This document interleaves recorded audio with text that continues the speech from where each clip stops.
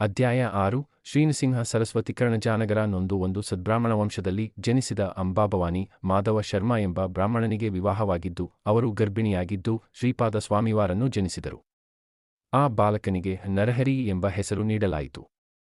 ಹುಟ್ಟಿದಾಗಿನಿಂದ ಆ ಬಾಲಕನಲ್ಲಿ ಔತಲಕ್ಷಣಗಳು ಕಾಣಿಸಿತೆ.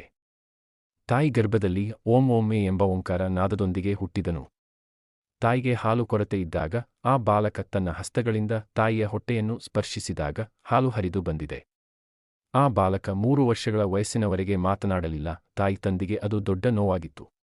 ಆದಾಗ್ಯೂ ಆ ಬಾಲಕನು ತನ್ನ ಹಸ್ತದಿಂದ ಮೈಮತ್ತಿಗೆ ಬೆಳ್ಳಿಯ ನವಲು ಹಿಡಿದಾಗ ಅದು ಚಿನ್ನವಾಗಿದೆ.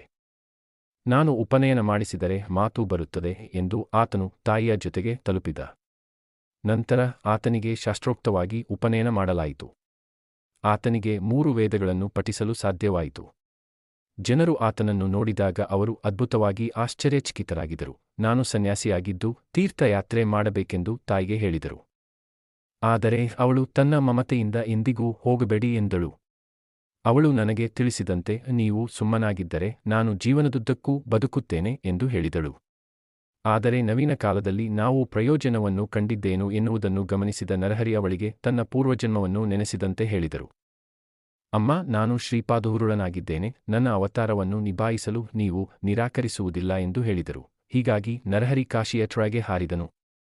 ಅಲ್ಲಿ ಆತನು ಯೋಗಾಭ್ಯಾಸವನ್ನು ಮಾಡುತ್ತಿದ್ದಾಗ ದಿವ್ಯಮಹಾನ್ಗಳಾದ ಪುರಾಣಿಗಳಾದವರು ಆತನಿಗೆ ಸನ್ಯಾಸದೀಕ್ಷೆ ನೀಡಿದರು.